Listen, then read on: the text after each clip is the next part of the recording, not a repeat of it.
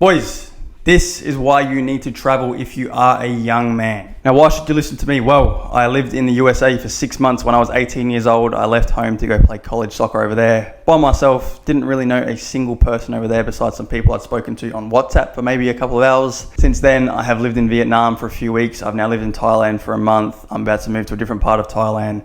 I'm then going to move to a different part of Southeast Asia in Bali as well. So I've done my fair share of traveling and living overseas at only 21 years old, and that is why you should listen to me. Now, number one, when you live overseas and you move location and change your environment, you get to remove the current identity that is associated with you from your current environment. You may be a certain type of person in your current environment. You may be X person and you want to become Y person. So you may be a fucking drug dealer in this location, or a druggie, or you get on it on the weekends, or whatever the fuck it is, and you want to become someone who takes care of their health, who is a biohacker, whatever the fuck it is, okay? One extreme to the other extreme. If you start trying to become that person here on the opposite end of the spectrum from where you are currently, it is going to be very, very, very uncomfortable for you to do and very hard for you to do when you're trying to become that person and all the people from your environment currently associate you with this person.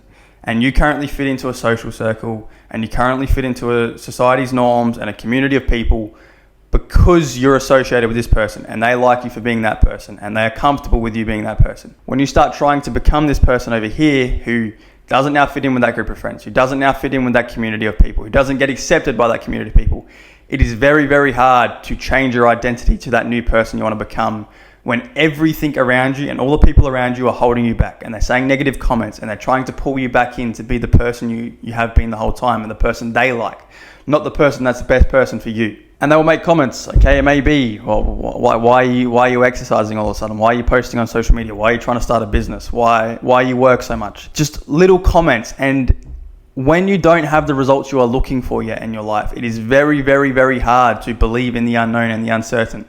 And it's very easy to go back to what is comfortable and what you know is guaranteed. So when you're trying to become this new version of you and you have these comments, guess what? You're going to start to listen to them. You're going to start to get pulled back into that version of you who is comfortable and is mediocre in that area of life that he doesn't want to be mediocre in. So if you can remove these people here and that community of people that currently associates you with that current identity of you, and you just change location and there's new people and you can create a whole new identity for yourself. It is a lot easier to create that identity when there's a new group of people there that doesn't know the former you, that doesn't know who you once were. It is a lot easier to become that person because they don't know any different. Number two, it is a lot easier to remove the fear of other people's opinions if you're in a different environment. Now, myself, you, every successful entrepreneur, every person who's become successful in any realm has a fear of other people's opinions. I don't care how strong-minded you are now. Once upon a time, you did have a fear of other people's opinions. It is the truth. We are humans. Everyone thinks other people care about them when really, in actual fact, they don't care that much. For example, in my situation, when I was living in Australia full-time, I was posting on YouTube and I knew I had to start posting on Instagram, but I didn't because I had a fear of other people's opinions. What are they going to say when I post these cringy reels? What are they going to say when I'm doing daily stories? What are they going to say when I'm putting all my thoughts and all my education in captions? Like, it was a big fear of mine.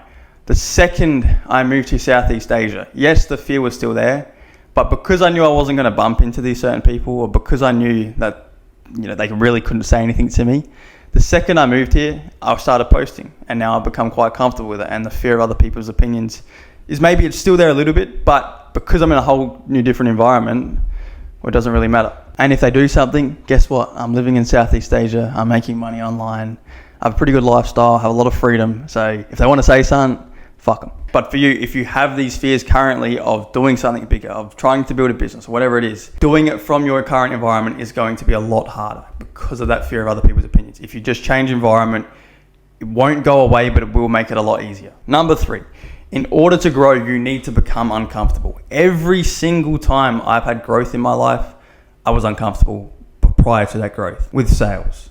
It's not comfortable sitting on sales calls when you don't know how to sell. It's not comfortable sitting on coaching calls, listening to people role play when you don't even know what you're talking about, what the word tracks are, what tonality is, etc. And through that discomfort, I was able to grow. So it is the same for traveling. Traveling is yes, there's luxuries to it, but it's also sometimes quite uncomfortable. Some people don't speak your language. Some people don't understand you because of your accent. You may need to learn new road rules. You may need to learn how to ride a scooter. You may need to learn how to communicate a certain way to certain people. You may need to try new foods because your current foods that you currently eat are not in this country. And you will need to start talking to strangers if you're traveling alone, like I have been doing. When I was in the USA, I was with one mate really that I just met once I'd moved. But there were parts of I was traveling alone. There are parts of Southeast Asia where I'm traveling alone. I've had to talk to strangers and actually grow in those situations, because if I didn't, well, I wouldn't have been out of nowhere to get in a certain location. I wouldn't have had a friend to talk to or someone to go out and actually hang out with. And in all these situations, yes, they were somewhat uncomfortable and there was a bit of discomfort there. But I grew from every single situation. And if you are to do the same, you will learn new skill sets. You will learn more about other people. You will learn more about other cultures. You will learn more about every other area of life that you're currently not able to do in your current environment. Number 4, as a young man, you need stories and adventure. Now, when you're in a new place, there are some times you may end up doing some crazy shit that you wouldn't have done if you're in your hometown or in your current environment. You've already experienced what's on offer to be experienced in your current hometown. For example, I'm from Adelaide. There's only so much you can do in Adelaide before you've done everything. Okay, there's not too much going on there. Now, since I've traveled in the USA, in Thailand, Vietnam, there are things that I've done and stories that I have to tell which I wouldn't have been able to get in Adelaide, okay? In the USA, there was a night that I was out at a bar at 18 years old. Obviously, 21 is the drinking age there. I was with some mates who were from Portugal. Some of them are from the US. Some of them are from different parts of Australia. And there was African Americans and white guys arguing and being racist. And the African American pulled a gun out and we started running, okay? So that's one story. There's another story in Thailand, my first night in Bangkok.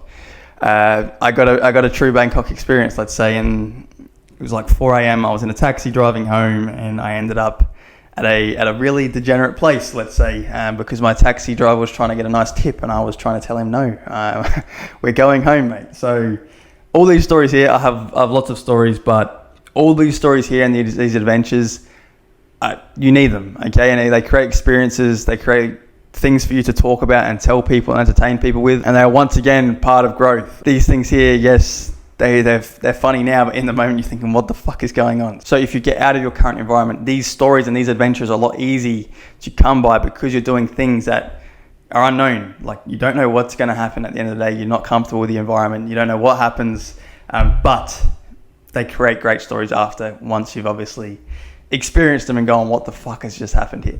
And then number 5, more importantly, okay, as a man, I believe you have a duty to make as much money as possible so you can provide and protect for the ones you love around you.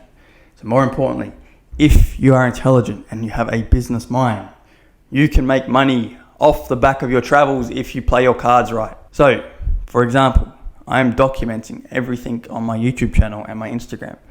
Do you think I am documenting this shit for the fucking fun of it? Or do you think there is more intention behind it to make money out of it? Same for a lot of other online entrepreneurs, these people who live in Dubai, these people who travel around the world.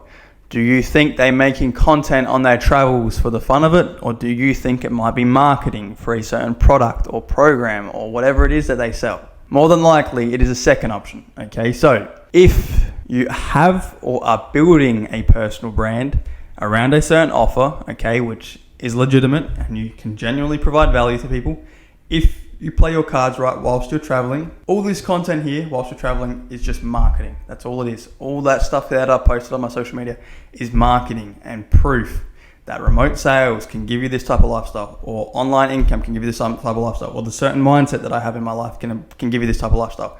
It's all just marketing if you play your cards right. And this may sound extreme for someone who doesn't understand the online education space or the online business space.